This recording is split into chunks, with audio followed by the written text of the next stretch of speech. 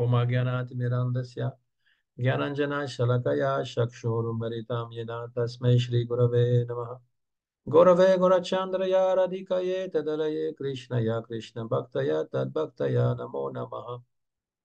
Nous continuons sur le Jiva Dharma, c'est le chapitre 26 et c'est le début du Rasa Tattva. Donc on avait vu que le mot rasa, ça comprenait la combinaison de plusieurs bhava. Alors bhava, c'est pas toujours facile à traduire, rasa non plus d'ailleurs. Mais rasa, on va dire que c'est le goût, ce qu'on goûte. Et qu'est-ce qu'on goûte? Une combinaison de plusieurs sortes de bhava ou d'émotions, ou de sentiments d'extase diverses. Donc il y a euh, le vibhava euh, qui c'est la base, sur quoi se base finalement cette extase, sur Krishna et sur le dévot qui expérimente cette extase en voyant tout ce qui va lui rappeler de Krishna. Voilà, c'est une façon de le traduire, vibhava. Ensuite, anubhava, c'est des symptômes qui sont plutôt extérieurs, la danse, les pleurs, le chant, etc. Et puis, on a sattvika bhava, qui sont des sentiments qui sont plus internes, ça vient de l'intérieur, c'est involontaire en fait, c'est pas des sentiments, des émotions voulues. Tout à coup, eh bien, on se sent complètement submergé par une sorte d'amour pour Krishna. Et vyabhishari bhava, qui sont des sentiments liés à des situations particulières. Voilà, donc ça s'appelle vyabhichari ou transitoire. Et donc ça, tout ça combiné ensemble, eh bien, ça forme le rasa, le sthayi bhava qui est aussi la relation permanente ou l'émotion permanente que l'on peut avoir avec Krishna en tant qu'ami, serviteur, parent, petit ami, et donc toutes ces autres sortes de émotions. Dans le monde matériel, on est assez limité avec nos émotions. On a la tristesse, la joie, la peur, la colère. Et même quand on parle d'émotions positives, ça se limite quand même. On n'a pas une grande variété, hein. Il y a l'amour, bien sûr, le sentiment de l'amour, l'affection, l'empathie. Enfin, il y a toutes ces choses, bien entendu, mais c'est assez désordonné et on peut passer de l'un à l'autre très rapidement. Notre mental étant insatisfait, donc on peut passer de la joie à la peine très rapidement et oublier la joie qui était là. Alors, on a des sentiments, des choses semblables dans le monde spirituel, mais c'est toujours centré sur Krishna. Alors que l'amour dans ce monde, eh bien, il est vraiment très mélangé, il est surtout envers soi-même. Mais on peut aimer évidemment ses parents, ses amis, son époux, son épouse, etc. Mais tout ça en même temps, dans des degrés différents. On peut aimer et détester une même personne, avoir un sentiment d'ambivalence envers ses parents, envers son conjoint et parfois même envers soi-même. Et donc, on est plutôt confus. C'est-à-dire que les émotions sont les choses qui sont quand même importantes en nous. On valorise peu, enfin, je veux dire, aujourd'hui, on les valorise plus, les émotions qu'on les valorisait autrefois. On dit qu'il faut s'exprimer, mais on sait mal s'exprimer parce que parfois, on passe d'un extrême à l'autre. Donc, on devient très en colère ou insupportable envers autrui en disant, ben, j'exprime mes émotions. Ben, c'est bien beau d'exprimer ses émotions, mais il faudrait pouvoir tenir compte de celles d'autrui aussi. C'est-à-dire qu'on vit dans une société, et si on nous apprend les bonnes manières, c'est pour qu'on puisse vivre paisiblement et pas s'entretuer sous prétexte d'exprimer ses émotions. Et puis, qu'est-ce qu'on exprime comme émotion? Souvent, c'est mélangé. Par exemple, je prends l'exemple de la colère. La colère, alors, voilà, je veux dire, différentes forme de colère. Il y a des gens qui sont très colériques et la colère parfois est un mélange de, de tristesse, de tristesse ou de déception plusieurs émotions qui sont mélangées. Et ça se manifeste sous la forme de la colère. D'une façon ou d'une autre, la personne qui se met facilement en colère a réprimé la tristesse, il ne veut pas exprimer sa tristesse ou sa déception, euh, et il préfère montrer la colère parce que ça lui donne un sentiment comment dire, de contrôle, alors qu'il ne contrôle pas sa colère, mais de contrôler. autrui qui sinon pourrait se moquer de lui ou exploiter sa tristesse, etc. Bon, alors dans le monde matériel, tout ça s'est mélangé parce que c'est fixé sur un amour propre et on ne sait pas très bien qui on est, on ne sait pas très bien qui sont les autres. Et comme je l'ai dit, on peut aimer quelqu'un et le détester en même temps et parfois aimer une personne et après le détester, ne plus jamais vouloir lui parler. Mais pour Krishna, ce n'est pas le cas. Krishna, il va susciter toutes sortes d'émotions et de rapports et il y a une vraie relation, même si la relation semble de l'extérieur être brisée parce que Krishna va quitter, par exemple, Vrindavan, eh bien, les personnes qui sont absorbées dans le souvenir de sa personne ne sont jamais séparées. Voilà. Donc, on était arrivé à peu près ça dans une introduction générale, hein, et que il y a l'objet de l'amour qu'on appelle Vishaya et les Bhaktas qui sont Ashraya, qui reçoivent l'amour et qui donnent cet amour. Et les Udipan, donc, sont les manifestations ou ce qui va stimuler la, la- l'amour de Krishna. Et on pourrait donner des exemples, euh, par exemple, du nectar de la dévotion ou d'Ipan, stimuli, ce qui stimule, tu vois, en voyant quelque chose. La couleur du corps de Krishna, Shyam, qui est semblable à un nuage de pluie fraîchement formé. Le nectar de la dévotion nous dit ça.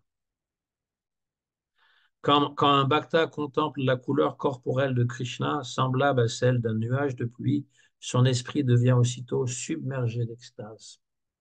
Ses ornements à Krishna, la plume de pan, la guirlande forestière qu'on appelle le Vanamala, qui est faite de différentes, 6 ou 7 différentes fleurs des bois, ses vêtements jaunes, hein, elle porte un dhoti jaune, rien qu'en le voyant, eh bien, le dévot, rien qu'en voyant une étoffe jaune, il va se rappeler de Krishna.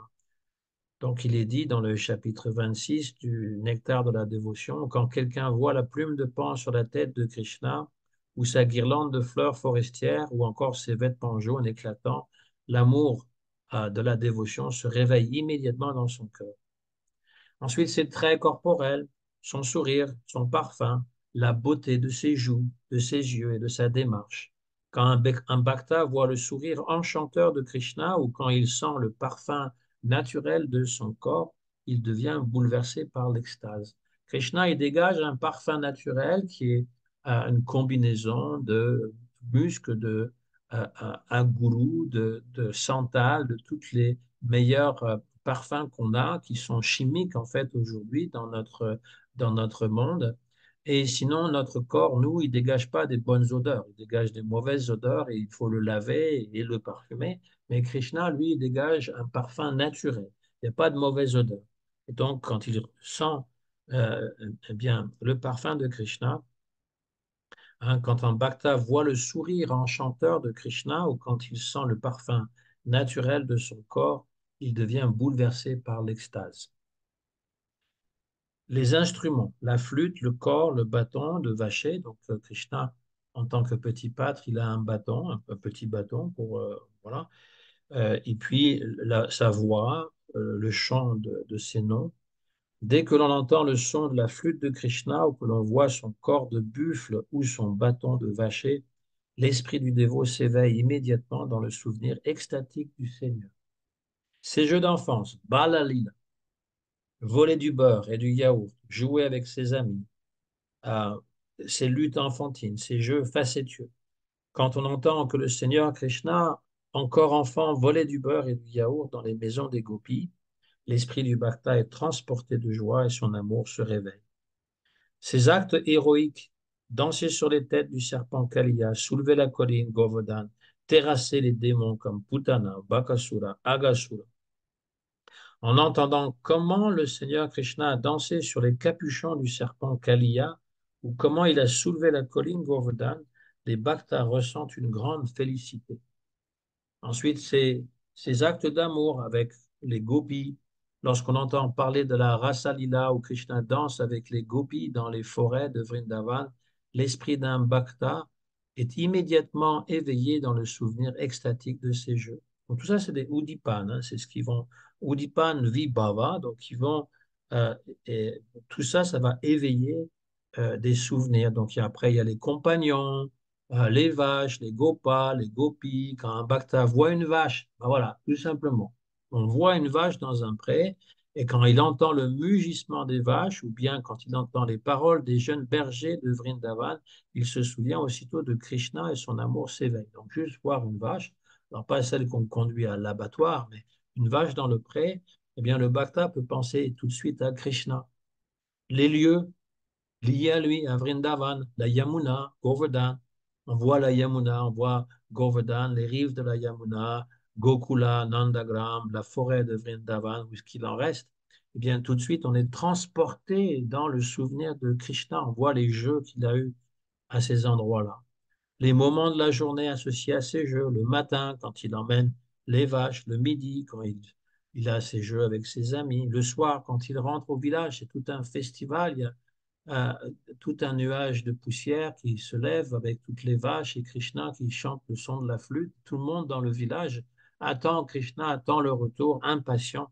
Et donc, c'est vraiment un grand bonheur. Et donc, ça, ce sont des Udipan, Vibhava. Au moins, on peut comprendre ce que dire Vibhava, l'un des aspects de Vibhava, puisque Krishna, donc, est le refuge, il est l'objet de l'amour, et bien, tout ce qui est associé à lui, donc ses jeux, ses vêtements, la description de son visage, de son corps, de ses amis, les différents moments de la journée, vont être comme des stimuli, c'est-à-dire des udipan, ils vont stimuler notre amour. Donc, à partir de là, on continue le chapitre. Brajanath, donc c'est celui qui pose les questions à Guru Goswami, qui est un associé de Chaitanya Mahaprabhu, pour montrer qu'en fait, ce récit donc s'inscrit avec des personnages historiques réels. Nous avons entendu de notre Gurudev la liste des 64 qualités de Krishna. Y a-t-il autre chose à dire à ce sujet? Alors, Krishna, on l'a vu lorsqu'on parlait dans un autre chapitre, les 64 qualités qu'il peut avoir. Et ça aussi, ça peut être des sujets de méditation. Donc là, il demande s'il y a quelque chose d'autre à savoir à part ces qualités. Goswami, Guru Goswami. Bien que toutes les qualités existent pleinement chez Krishna, leur manifestation est complète à Dwaraka, plus complète à Mathura et entièrement complète à Gokula. Cela dépend du degré selon lequel ces qualités se manifestent dans ces différents lieux. Et donc, on a cette idée que puisqu'il est Bhagavan, il est complet en lui-même, et donc à Dwaraka, là où il vit avec 16 108 femmes, et qu'il a 10 enfants, 11 enfants de chacune d'elles, eh bien, Krishna, il est complet. Il démontre en fait sa capacité d'être pleinement dans Eshwarya. Mais il est encore plus complet à Mathura et encore plus complet à Vrindavan. Ça dépend donc de la qualité des relations. Puis pourquoi est-ce qu'on insiste beaucoup sur la relation avec Krishna à Vrindavan? Parce que la qualité de la relation, elle est extrême, elle est très intime. Ce qu'on n'a pas en fait à Dwaraka ou à Mathura. Krishna, donc, est seul et unique, mais il assume le rôle de quatre types de héros. Donc là, on parle en fait, Bhaktirasamrita Sindhu, eh bien, de Rupa Goswami se base sur les écrits de Bharat Muni, qui était donc un expert dans les pièces de théâtre, le théâtre en Inde étant ce qui combine tous les arts, hein. On a la musique, on a le chant, on a la danse, on a le jeu de l'acteur. Donc ça combine un petit peu la poésie. Ça combine tous les arts ensemble. Et donc on parle de héros, ben, c'est le rôle principal, hein. Autrefois, on appelait ça un jeune premier, hein, le héros Nayaka. Et puis, bien sûr, il y a aussi d'autres personnages qui sont en rapport avec le héros. Donc, selon la diversité de ces jeux, il est appelé Dhirodhata, Dhira Lalita, Dhira Shanta et Dhirodhata. Donc ça, on le voit dans le Bhaktira Samrita Sindhu, traduit par Srila Prabhupada sous le nom de Nectar de la dévotion. On voit que Sri Rupa Goswami explique que Sri Krishna joue le rôle de différents types de Nayaka, acteurs divins, héros. héros amoureux, selon ces jeux divins, les lilas. Et là, on a la description des quatre types. Dhirodhata, le héros noble et grave. Ses caractéristiques sont d'être digne, magnanime, patient, ferme, respectueux, toujours contrôlé, même dans l'adversité.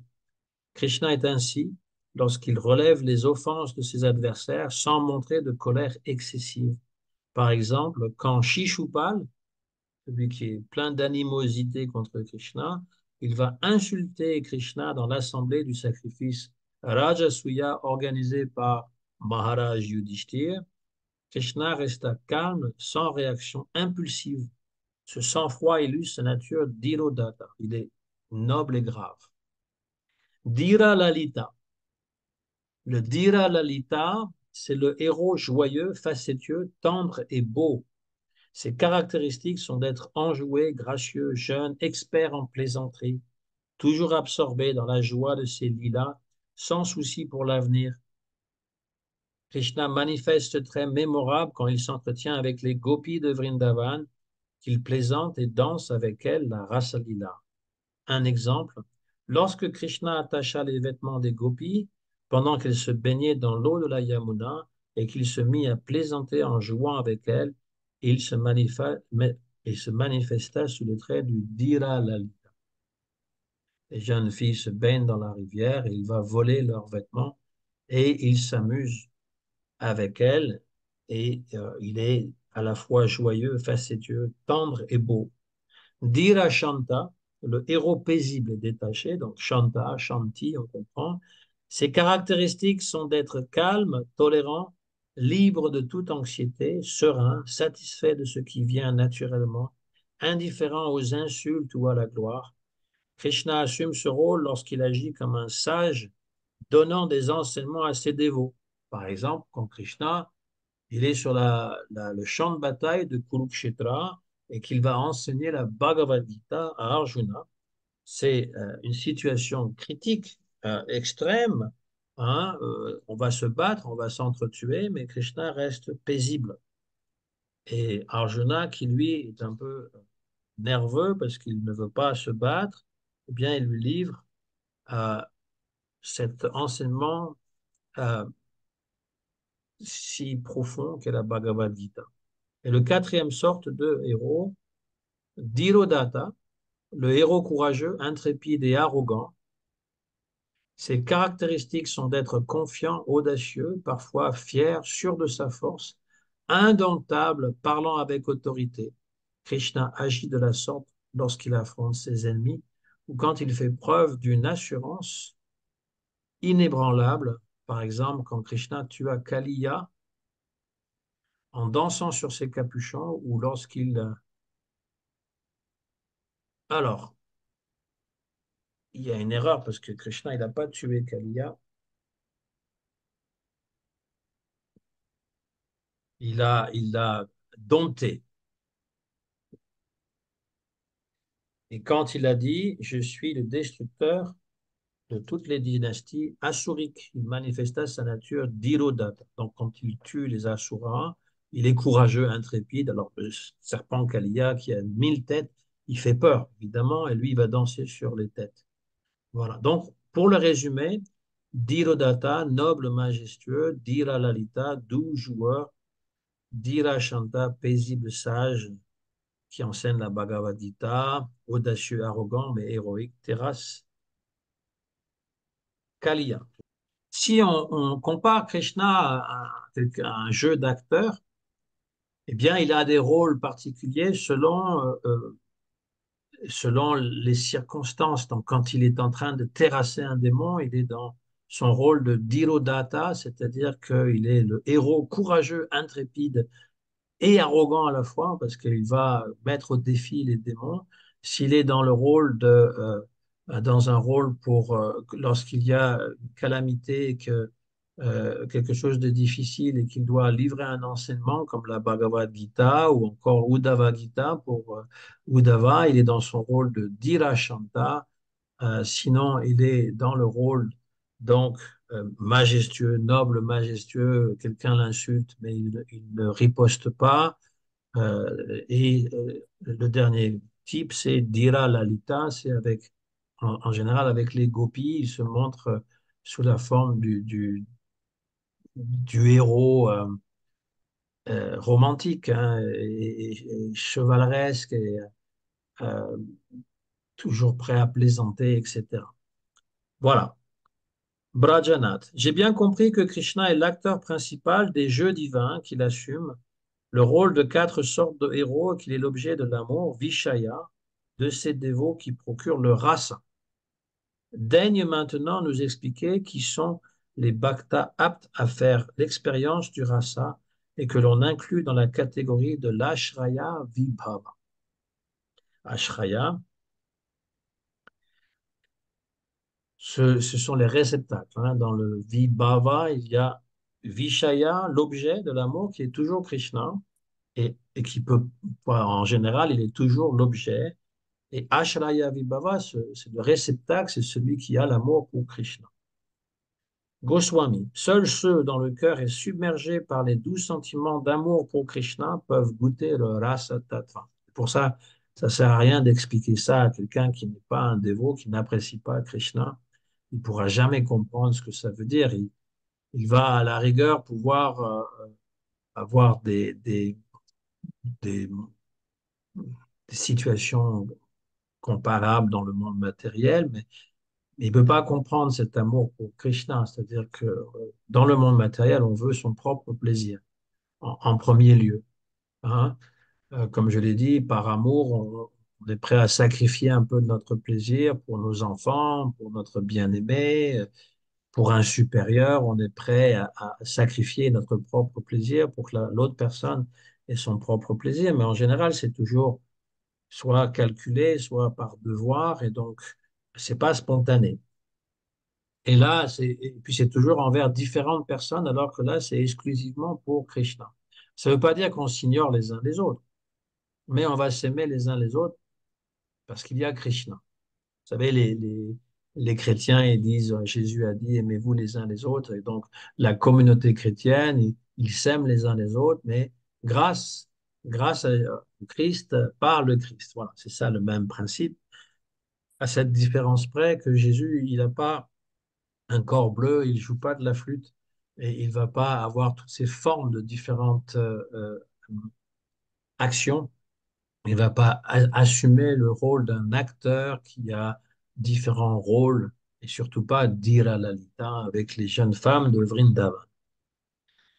Donc, ceux-là, ils peuvent faire l'expérience du rasa tattva parce qu'ils sont submergés par les douze sentiments d'amour pour Krishna.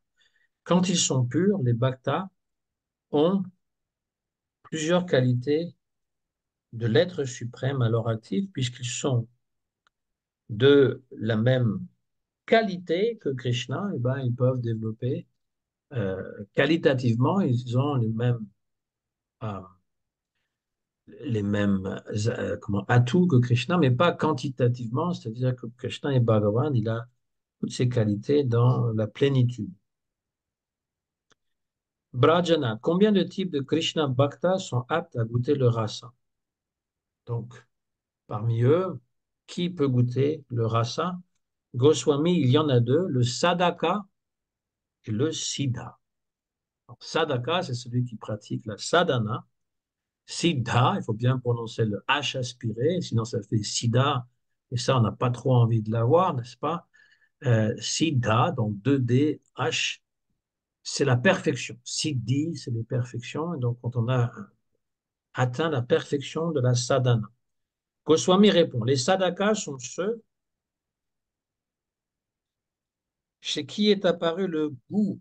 Alors le goût, ruchi, hein, ça fait partie de ces différentes étapes dans la bhakti, hein, qu'à un moment donné, on développe un véritable goût pour Krishna. C'est plus quelque chose de forcé, c'est plus quelque chose de mental, c'est vraiment une attirance très forte, comme lorsqu'on est amoureux d'une personne, eh bien, on n'a pas besoin de se forcer, ça vient spontanément à l'esprit et dans le cœur. Eh bien, lorsque c'est Krishna qui en est l'objet, qui est véritablement l'objet de notre amour, eh bien, on a ce goût. Tout ce qui concerne Krishna, on est attiré. Et ceux qui ont acquis la qualification pour avoir le darshan de Krishna, voir Krishna, mais qui n'ont pas encore complètement surmonté tous les obstacles et difficultés. On a toujours des anarthas. Le Madhyam Bhakta, orné des symptômes décrits dans le Srimad Bhagavatam. Alors, qu'est-ce que sont les symptômes du Madhyam Bhakta, si on se rappelle bien? Il sait qui est l'être suprême et il vénère l'être suprême. Il sait aussi qui sont ses aînés, les gens qui sont plus avancés sur la voie spirituelle. Ils n'ont pas besoin d'être plus âgés que lui. C'est pas une question de vêtements, hein, parce que spontanément, on va dire, ah bah, le sannyasi, voilà. On lui donne le respect, mais ça ne veut pas nécessairement dire qu'il est plus avancé qu'un Grihastha Bhakta. Je précise cela parce que tout n'est pas dans l'extérieur. Le Madhyama Adhikari, il fait la différence. Le Kanishta Adhikari, il ne fait pas la différence, lui, il voit juste l'extérieur. Il ne voit pas ce qui est à l'intérieur du cœur. Mais le Madhyam, il sait reconnaître qui est plus avancé que lui, hein, non pas en termes de, comment dire, de choses à faire, mais en termes de respectabilité, d'honneur qu'on lui doit, mais dans ses propos, dans la façon qu'il réagit. Hein, si par exemple une mauvaise nouvelle nous tombe dessus, on peut être très abattu, on peut être très découragé, mais quelqu'un de très avancé, lui, il va pas réagir de cette manière. Soit il va rester très neutre, très sobre, soit il va pas le montrer. Alors ça veut pas dire qu'on doit cacher nos émotions, c'est pas ça, mais voilà, je me comprends, hein, je veux dire, on reconnaît quelqu'un de plus avancé par sa façon de réagir aux événements et d'être ancré dans Krishna. Il ne va pas oublier Krishna. Voilà, ça c'est une autre chose. Il ne va pas avoir maintenant c'est Krishna, maintenant je me repose, je vais en vacances, je vais en profiter, etc. Bon, donc le Madhya Madhikari, il sait qui est Krishna, il le vénère, il sait qui sont les gens plus avancés, il va les servir, il va les suivre. Il sait aussi qui sont les personnes qui sont au même plan d'égalité que lui. Je parle au niveau spirituel, ben, il a cette connaissance de le faire. Le Kanishta, il ne sait pas. Il ne sait pas qui est avancé, qui n'est pas avancé. Il fait parfois des offenses à celui qui est, comment dire, plus avancé que lui, parce qu'il va le considérer comme un être ordinaire, voire un être inférieur à lui. Et il va vénérer quelqu'un qui est un kanishta comme lui, faillible. Voilà, donc il sait le Maya Madhikari, qui est intermédiaire, le dévot intermédiaire, il sait qui est Krishna, il le sait, il sait qui sont les aînés, ceux qui sont plus avancés, il va aussi les servir et les respecter. Il sait qui sont les personnes qui sont égales à lui-même et il va développer un sentiment d'amitié envers eux. Il sait aussi les personnes qui sont inférieures, on ne parle pas du niveau de statut social ou statut, comment dire, économique, mais au niveau spirituel. Et puis c'est juste un terme. Ça ne veut pas dire que inférieur ne veut pas dire méprisable. Au contraire, il prend, comment dire, il a de la compassion, il aide, il va aider les gens qui sont dans les difficultés et les personnes nouvelles. Et puis, dernière caractéristique, il comprend aussi que les personnes qui sont dénuées de bhakti, qui sont contre Krishna, qui vont l'insulter, le blasphémer, et il les évite. Le Kanishta, il fait pas ça. Il sait même pas qui est contre Krishna, il n'a pas cette capacité de distinguer. Donc, ces personnes-là, eh bien, Goswami les considère comme des sadhakas, c'est-à-dire les madhyas, brajanath de monte, vénérer maître.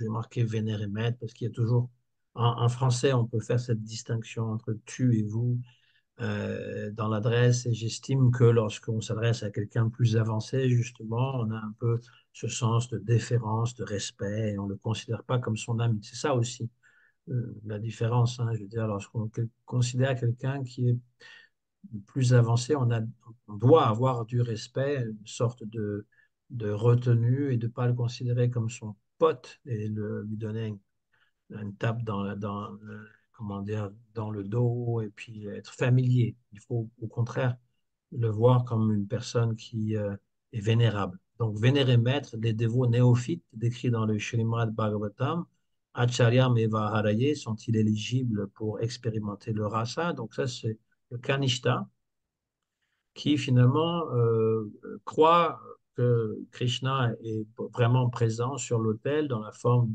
de la Murti, mais ne considère pas ses dévots. Il ne sait pas qui est avancé, qui n'est pas avancé. À la rigueur, il s'en fiche complètement. Pour lui, il considère qu'il est très avancé lui-même, qu'il a tout compris et que les autres n'ont rien compris, même ses aînés en âge. Euh, mais par contre, il reconnaît que Krishna est vraiment la personne suprême. Mais la question, c'est, peuvent-ils expérimenter le rasa, c'est-à-dire ce, ce nectar que l'on peut goûter de plusieurs émotions combinées qui sont liées à Krishna? Goswami répond, non, tant qu'ils ne sont pas devenus des purs dévots Shuddha Bhakta, par la miséricorde d'autres Shuddha Bhakta, on ne peut les considérer comme des sadhakas, c'est-à-dire qu'ils ne pratiquent pas encore la sadhana véritable. C'est clair. Uttama, c'est celui qui est déjà réalisé, qui voit tout le monde engagé dans le service de la dévotion envers Krishna. En général, le gourou est Uttama. En tout cas, il devrait l'être. S'il délivre une connaissance spirituelle, il doit être réalisé, pas juste des paroles. Alors, ça ne veut pas dire que tous les gourous le sont. Un Madhyama Adhikari peut aussi être un gourou. Ça, Srila Gurudev, il nous l'a expliqué de nombreuses fois, mais il ne peut pas donner au-delà de ce qu'il a. À savoir que s'il n'a pas de réalisation spirituelle, il ne peut pas donner ça à son disciple, alors que l'Uttama, lui, il peut le faire. Évidemment, c'est difficile à savoir qui est Uttama, qui est Madhyam.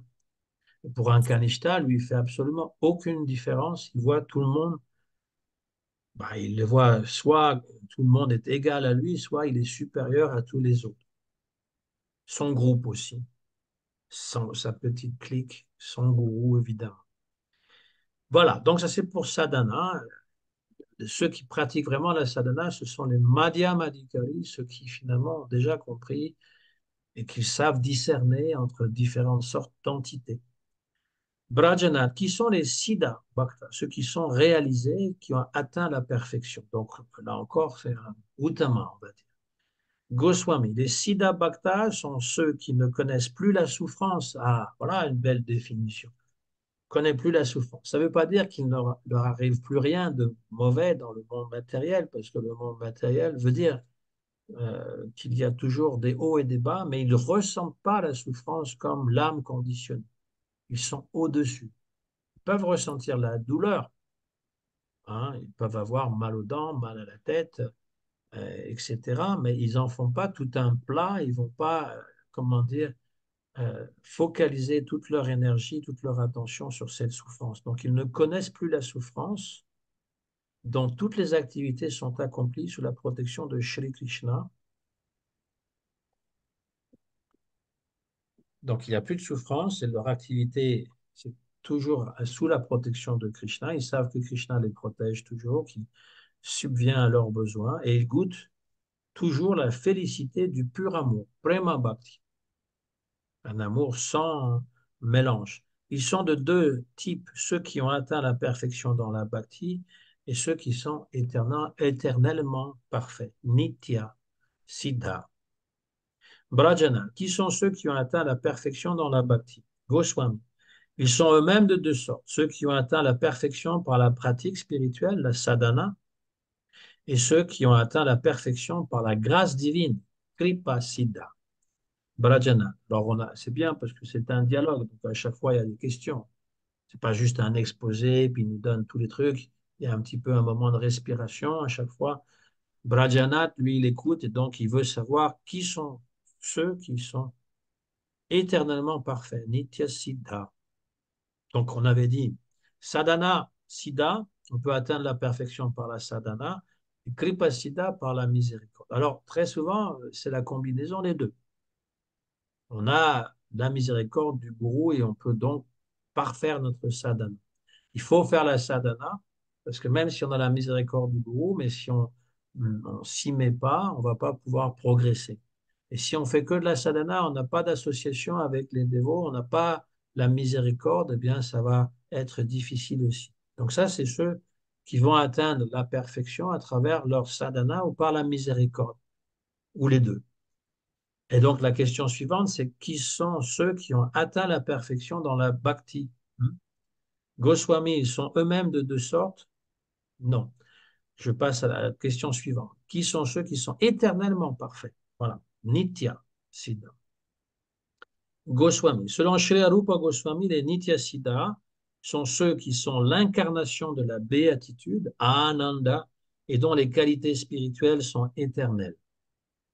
Leur symptôme principal est qu'ils possèdent un amour pour Krishna 10 millions de fois plus grand que celui qu'ils ont pour eux-mêmes. 10 millions, hein, vous imaginez?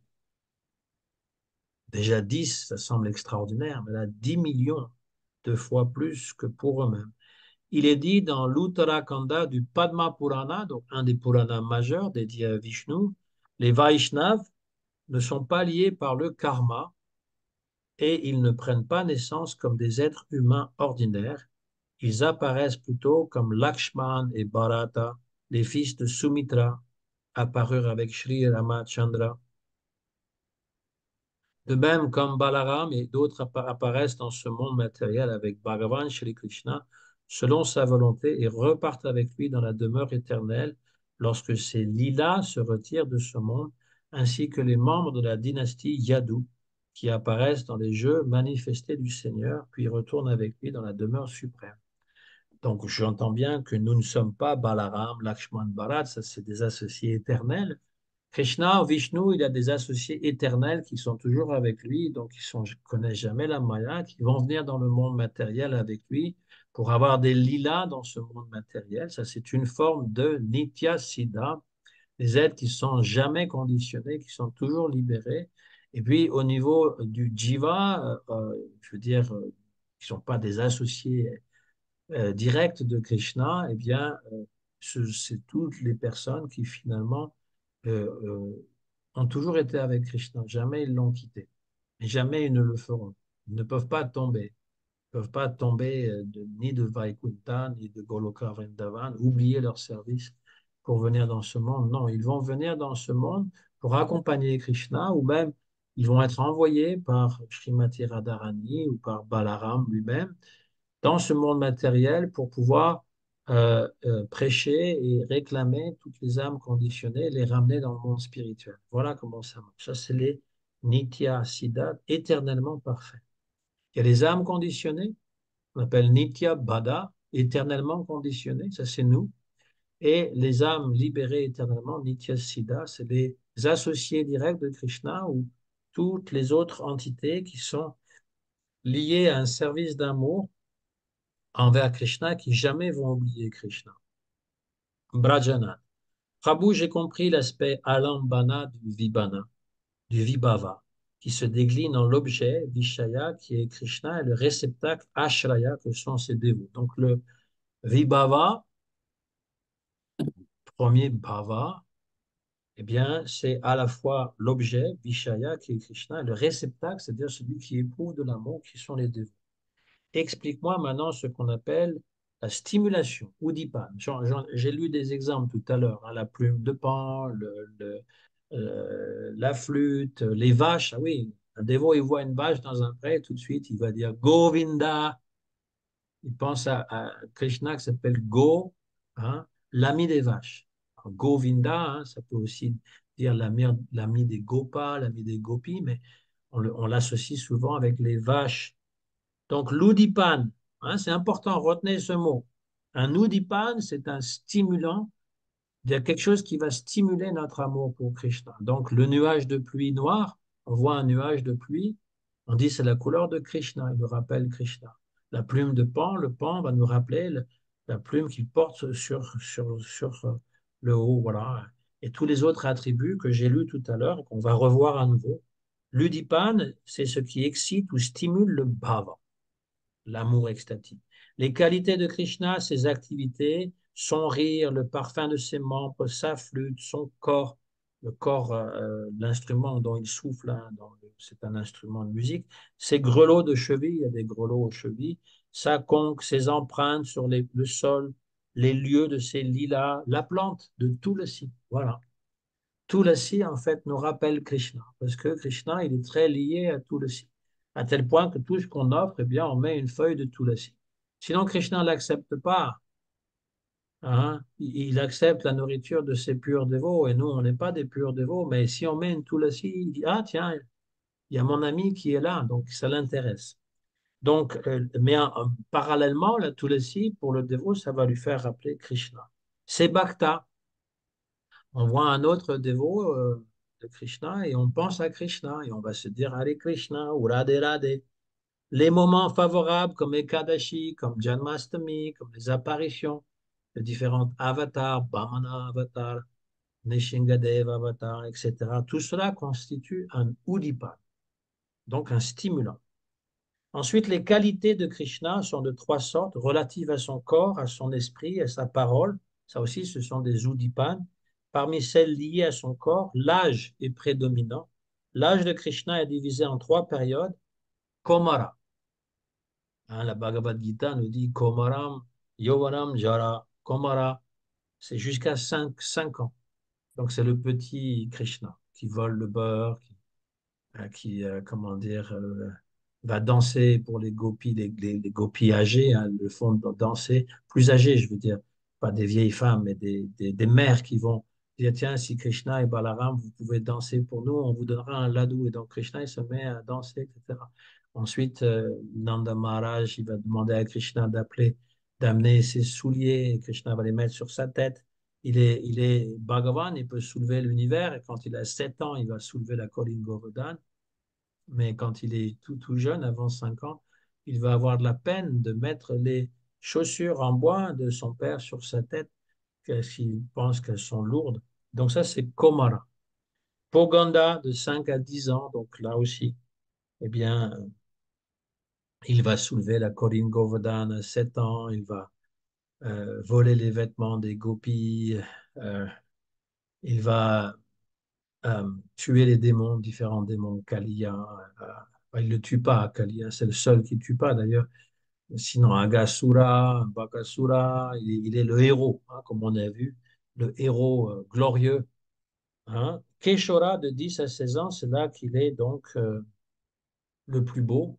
euh, pour les gopis, en tout cas, les jeunes filles de Vrindavan, il est à l'adolescence et il va garder cet âge, hein, de Keshora, c'est de 10 à 16 ans, il va garder cet aspect-là toute sa vie. On va l'appeler Yovana, Nava Yovana, toujours jeune. Et donc, Keshora, c'est l'âge à partir même. En fait, on nous dit que Krishna, il danse la danse rasa, il a 9 ans. Parce que, en même temps, il paraît toujours plus vieux que l'âge véritable, hein. C'est décrit dans le Bhakti Rasamrita Sindhu. Et donc, voilà. Le stade de Keshora, donc l'adolescence, possède trois divisions, le début, le milieu et la fin. Parmi toutes ces qualités corporelles, la beauté est la plus remarquable. La beauté comprend la proportion harmonieuse des membres, les vêtements, les ornements et sa chevelure. Krishna a trois sortes de flûtes, Vamshi, Venu et Murali. La Venu est longue de 27 cm, épaisse, alors un pouce, je ne sais pas ce que ça peut vouloir dire, mais bon, ça doit être ça à peu près. Et puis 6 trous, parce qu'il faut que je te trouve encore la correspondance, hein. J'ai trouvé les doigts, parce que là on parlait des doigts, donc il traduit en centimètres. Voilà, donc c'est à peu près 27 centimètres et ben, épais de quelques centimètres et 6 trous. La Murali longue de 2 mains, je ne sais pas c'est quoi 2 mains, 4 trous, plus le trou de l'embouchure. La Bamshi, c'est la plus longue, 38 centimètres. À l'extrémité, un espace libre de 7 centimètres.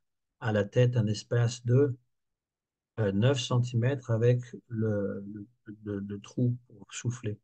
Et au milieu, il y a donc des trous espacés. Donc la Bamshi, alors ça dépend qui veut appeler, hein, je veux dire, s'il veut appeler les vaches ou s'il veut appeler les gopis, il va utiliser différentes flûtes pour ce faire.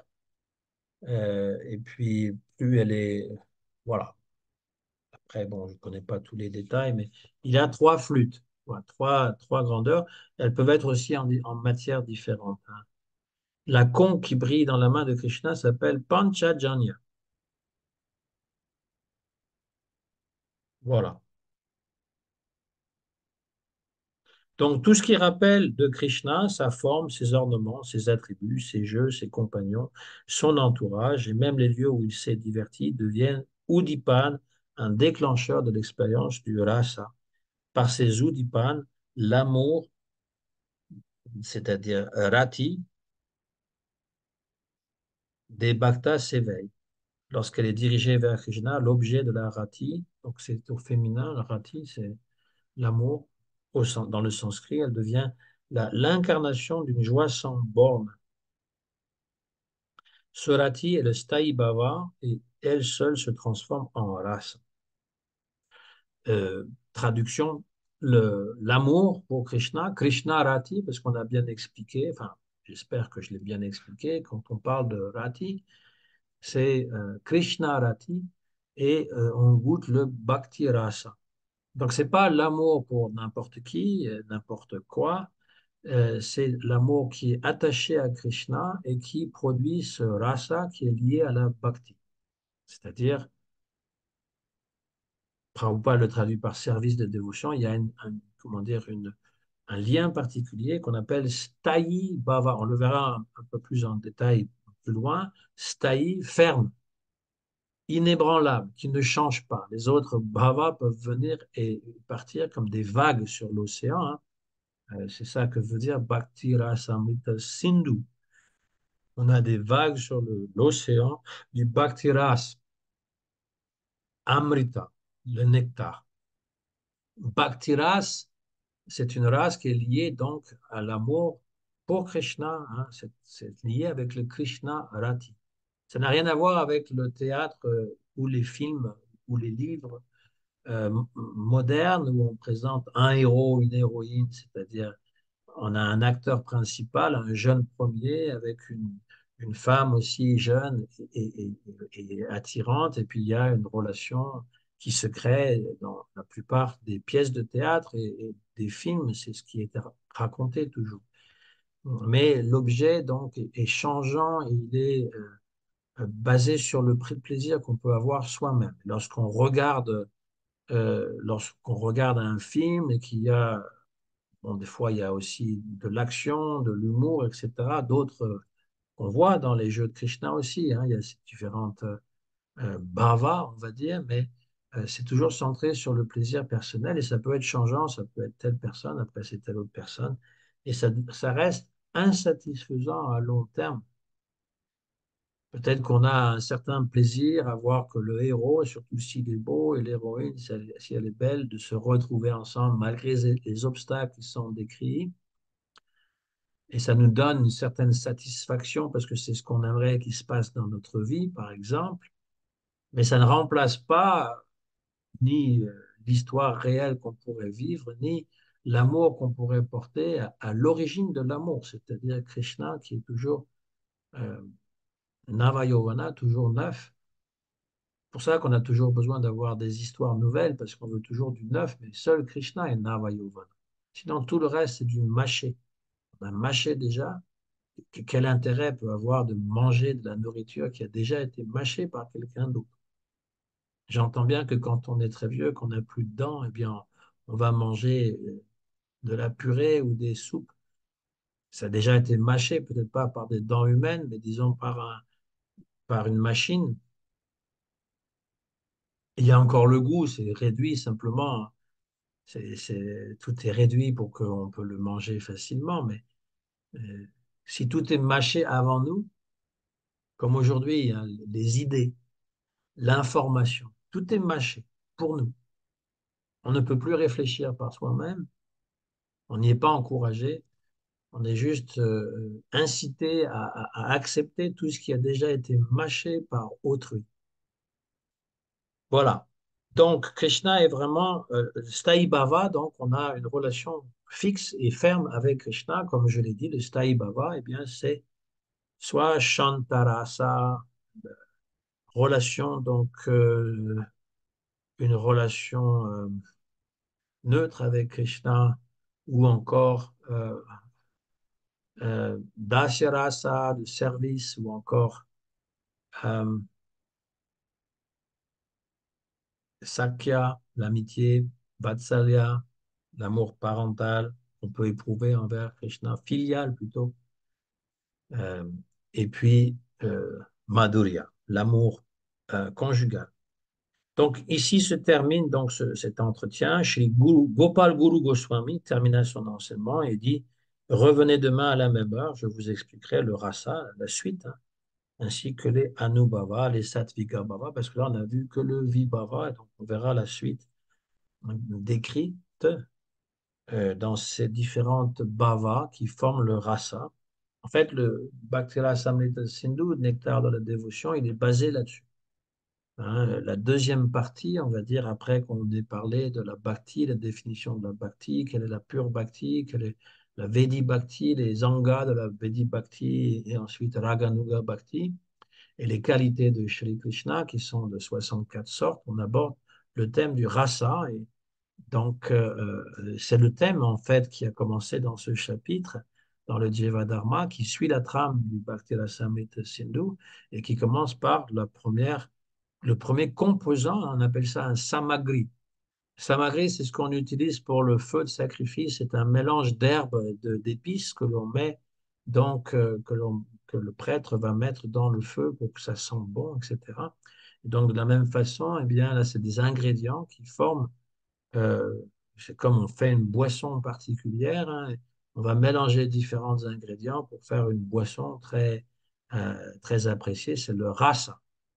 Rasa, donc c'est quelque chose qui est goûteux, hein, c'est le goût, le rasa. Et là, on parle du bhakti rasa, et donc on a décrit le vibhava, qui est l'objet de cet amour et le réceptacle, celui qui éprouve, celle qui éprouve cet amour pour Krishna.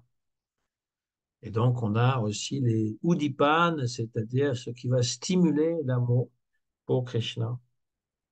Donc revenez là, demain, je vous expliquerai la suite, hein, de tous ces ingrédients. Vijay, Kumar et Brajanath offrirent bien, firent leur prostration au pied de lotus de Srila Guru, Gopal Guru Goswami et prirent congé de lui. Absorbés dans la contemplation du ras, ils allèrent prendre le darshan à Siddha Bakul, là où vivait Haridas Thakur, et de là, ils allèrent prendre le darshan de Sri Jagannath Dev dans son temple et ils retournèrent chez eux. Donc ça, c'est la fin du chapitre 26. Et donc la prochaine fois, on abordera le chapitre 27 et je pense que c'est à propos des Sattvika Bhava, si je ne me trompe pas. Sattvika Bhava, Vyabhichari Bhava, Rati Abhasa. Alors, euh, ce qui crée de la difficulté dans le Dharma, c'est que toutes ces choses sont très condensées, c'est dense. Et donc, c'est difficile à comprendre. Donc, il faut le prendre plus séparé, prendre le temps de l'expliquer. Et je pense que c'est compréhensible. C'est peut-être pas atteignable, mais c'est compréhensible. C'est-à-dire que on comprend de quoi il s'agit lorsqu'on parle du rasa. C'est un mélange de différentes émotions qui sont éprouvées envers Krishna. Voilà. Là, il a mis Vibhava qui est juste un chapitre là-dessus, mais le chapitre après, il met trois de ces bhavas, euh, Sattvika Bhava, Vyabhijali Bhava, et puis Rati Abbas. Et ça fait beaucoup ensemble pour un chapitre. Donc, il faudra le décortiquer, aller expliquer qu'est-ce que sont Sattvika Bhava et Vyabhijali Bhava. Voilà. Est-ce que il y a des questions, des commentaires? C'est le moment. Oui, moi j'ai une question. Je voudrais savoir la couleur de Krishna que tu as euh, qui est dit au début, un nuage nouvellement formé. Mais c'est quoi comme couleur exactement? C'est le nuage c'est la couleur d'un nuage de mousson. On n'a pas la mousson ici en France. Parfois, le Mais ciel est très chargé. Et voilà. Alors, la mousson, c'est pas tout à fait noir. Hmm. C'est un noir bleuté. C'est très beau à voir C'est d'ailleurs quand gris. on est en Inde à l'époque de juillet-août, cette époque-là, voilà, eh bien, on peut voir des nuages de mousson. Et donc, Krishna, c'est presque mystérieux comme couleur, hein. Hmm. C'est pas bleu, c'est pas noir, c'est un mélange des deux qui nous transporte en fait dans l'autre monde. Et donc, Krishna, il a cette couleur magnifique. Et le nuage de mousson fait penser donc à sa couleur, ou encore l'arbre Tamala. C'est un arbre qui est un peu bleuté aussi. Il fait penser à cette couleur-là. Voilà. C'est une indication. Si on voyait Krishna, la vraie couleur de Krishna, on tomberait par terre. C'est oui. vraiment d'une très grande beauté, hein. C'est comme un saphir, hein. C'est comme une perle noire. Perle noire, comment dire, l'éclat de la perle vient de l'intérieur de la perle. Hmm. Hmm. Moi, j'avais pas forcément une question, mais c'est d'avoir un peu plus de détails sur cet amour que l'on a les uns pour les autres à travers Krishna, à travers Dieu, ou par le biais de Dieu. Voilà, je voulais en savoir un petit peu plus. Tu veux dire l'amour fraternel? Ben, Dieu a dit ça que dans la Bible, enfin, c'est écrit aimez-vous les Oui. uns les autres et que nous aussi, par notre amour pour Krishna, on va aimer les autres ou je sais pas. Est-ce que tu peux nous en dire un peu plus? Ah, déjà, c'est un amour fraternel. Hmm. C'est pas un amour bisou bisou et puis tout le monde Oui, couche oui, avec bien tout le monde. sûr. Non. D'accord. Donc, on a bien compris.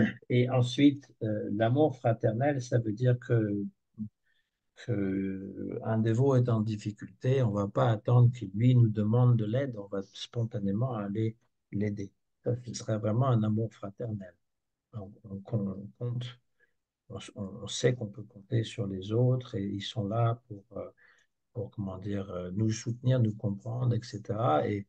Et eux et nous, on fait de la même chose. On a vraiment ce sentiment que on compte pour les autres. Alors, il y en a toujours qui se sentent mal aimés, hein. Il y en a toujours qui se sentent mal aimés, c'est-à-dire pas à la hauteur de ce qu'ils voudraient. Après, ça peut faire partie de leur souffrance, que justement, ils n'ont pas reçu beaucoup d'amour dans leur vie et donc ils en demandent beaucoup et parfois même trop, un amour qui est impossible à combler. Ils voudraient avoir de l'attention, ils voudraient qu'on les comprenne sans qu'ils s'expliquent, et ils voudraient qu'on s'occupe d'eux outre mesure, ils parlent toujours d'eux-mêmes. Et ça, c'est pathologique, on va dire. C'est Hmm. difficile à aimer quelqu'un qui ne s'aime pas, en fait. Donc, l'amour fraternel, c'est surtout comment dire, d'être attentif aux autres. Après, Euh, s'il y a un accompagnement qui est nécessaire pour que la personne puisse y voir plus clair, parce que dans sa vie, c'est un peu confus, ça peut être conseillé à la personne. Mais voilà, si le manque d'amour est tellement présent dans le cœur, qu'il y a une soif, hein, voilà. Chacun doit pouvoir revisiter son histoire pour essayer d'apprendre un peu à s'aimer aussi, à s'estimer à sa juste valeur. Je dis ça parce que c'est quand même assez présent, hein, dans la société, puisqu'on a une société qui est somme toute assez dure, hein. Je veux dire, on ne vit pas au Moyen Âge, mais quelque part, bien, on nous exploite beaucoup et on n'a pas beaucoup de compassion les uns envers les autres dans la société en général. Donc ça donne beaucoup de gens qui sont fortement névrosés. Et lorsqu'ils deviennent dévots, ben, ils gardent un peu cette névrose, malheureusement. et comment on sait ou comment on fait ou quelle forme ça prend de cette relation avec Krishna et avec Dieu d'amour et qui fait que donc ça on est meilleur amour avec les autres, quoi. C'était plutôt dans cette dimension-là. Oui, mais quand on aime, Comment, comment, quand on est adolescent et qu'on est amoureux d'une jolie fille ou d'un garçon, tout est beau, n'est-ce pas? Le monde est beau, non? Ça dure pas longtemps, mais je veux dire, quand on a le sentiment amoureux, euh, eh bien, on oublie tous les problèmes du monde, de l'entourage, on est joyeux, on est content, on va tenir compte de l'autre, etc. Peut-être qu'on ne sera pas dans la sympathie ou la compassion, parce que justement, on est sur un nuage rose, mais ce que je veux dire, c'est que si on aime vraiment, on va aimer tout le monde.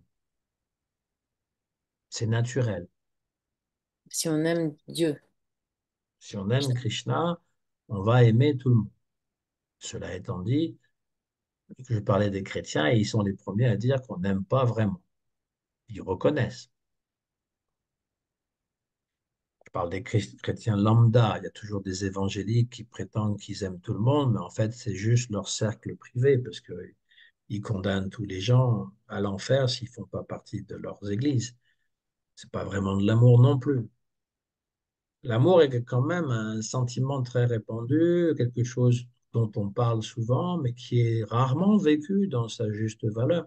Surtout l'amour au type fraternel, c'est-à-dire euh, humain.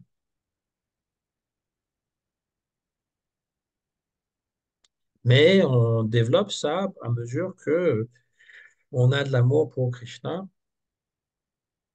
Quand on est vraiment absorbé en lui, on a envie de servir, on a envie euh, que tout le monde puisse goûter à cet amour. Et donc, l'amour commence à se manifester dans un madhyam adhikari, c'est qu'il a de la compassion. Oui. Il a de l'amitié envers ceux qui sont le même âge que lui, la même expérience, le même niveau, et il a de la compassion pour les personnes qui sont en souffrance ou qui sont un peu confus ou qui ont du mal. Voilà. Donc ça se Mm, manifeste comme ça. mm. Donc, si on se concentre sur notre amour pour Krishna et notre relation avec Krishna, le reste, ça se fait tout seul, quoi. Oui, On oui, ça se fait tout devient seul, bien sûr. naturellement plus patient, plus aimant, plus compatissant, quoi. Oui, et dans l'éducation qu'on a reçue à la famille, par exemple, moi, je me rappelle ma mère qui me disait qu'il fallait être aimable. Tu sais, quand tu as quelque chose sur le cœur, toi, et plus on me disait ça, plus je faisais la gueule, en fait, parce que on peut pas obliger quelqu'un à être aimable, c'est-à-dire aimer. Voilà. Il y a d'autres choses. Moi, ce que j'aurais aimé, c'est pouvoir dire ce que j'avais sur le cœur, mais j'étais pas invité à le faire. Et si je le faisais, de toute façon, je me faisais rembarrer, quoi. Donc, on ne peut pas exiger aux gens, quand on dit aimez-vous les uns les autres, c'est pas, on a beau le dire, ça change rien. Mm. Comme objectif, on va dire, mais il faut que le cœur y soit. Ça vient du cœur. Oui, Le cœur ne peut pas être forcé. oui, Faut pas. et donc Voilà. parce que peut-être on va avoir justement cet amour dans notre cœur de Krishna et ben naturellement on va aimer l'autre cœur en face de nous, l'autre Krishna en face de nous, quoi. L'autre Euh, oh, Jiva, l'autre oui, Jiva qui est une qui est une parcelle partie de de Krishna. Krishna. Oui, d'accord, j'ai compris. Oui, mais ça vient naturellement. Quand on a cet amour, on n'est plus tracassé par son apparence, par ce que les gens pensent de nous, par toutes ces choses qui nous parasitent toujours. Et donc, les autres aussi, on les voit avec euh, plus de légèreté. Et pourquoi est-ce qu'on ne s'entend pas les uns les autres? Parce qu'en même temps, si nous, on est rempli de nos problèmes, on voit l'autre comme aussi un problème, ou on ne le voit pas, on ne voit Mm, que ces choses à soi. Donc, l'amour de Krishna, on est déjà débarrassé un petit peu de toutes ces anarthas, les parasites. mm. Quand on a, autrefois, il y avait des transistors, et puis lorsque ça captait pas bien, on avait des parasites sur le son, ça fait pchit. Oui. Voilà. Là, aujourd'hui, ça capte pas, on perd le Wi-Fi, etc. Donc, c'est une autre façon. Et donc, notre amour pour Krishna, parfois, il est comparable à ça. Il y a des parasites. Parfois, c'est clair et net, et parfois, il y a des parasites, ou parfois, il n'y a pas de contact, il n'y a pas de Wi-Fi. Il faut éteindre et On n'a plus recommencer. la connexion. On perd la connexion. Mm. Ouais. Ouais, ça s'appelle comme ça. Mais très souvent, on est dans une zone où le Wi-Fi est pas très bien, capte pas très bien, donc on perd la Oui. connexion assez souvent. Et il y a des zones qui sont meilleures Et réceptives donc, que les d'autres. zones qui sont réceptives, c'est là où il y a les bactas. C'est ça. Mais pas les bactas comme nous, des Oui, bactas qui sont un peu plus avancés. Et oui, oui. c'est très facile à comprendre. Hein. Si on est plein de tourments et de lamentations, on doit se tenir avec des gens qui sont joyeux, qui ont la légèreté dans le cœur, pas avec d'autres personnes qui sont aussi tourmentées que nous. Ça peut nous aider temporairement. Alors, je suis malheureux, ben moi aussi. Puis là, on parle de ça, mais on ne sort pas de son malheur. Voilà ce que je veux dire, ça, juste pour cette situation-là. Mais si on n'est pas absorbé dans Krishna, c'est pareil. On essaye de se tenir avec des dévots qui, eux, le sont beaucoup plus que nous. Comme ça va nous donner. On parlait des Udipanes. Hein, mais une des Udipanes, c'est les Bhaktas. Donc les Bhaktas qui vont, comment dire, ouais, quand les Bhaktas se réunissent et puis qui se mettent à parler de politique ou n'importe quoi, ça, c'est pas de l'association de Bhaktas, Ouais. ça, c'est juste du Prajalpa. Donc, quand on échange vraiment sur notre bhakti, qu'on voit comment l'autre il sert bien, que l'atmosphère est super, ça nous stimule.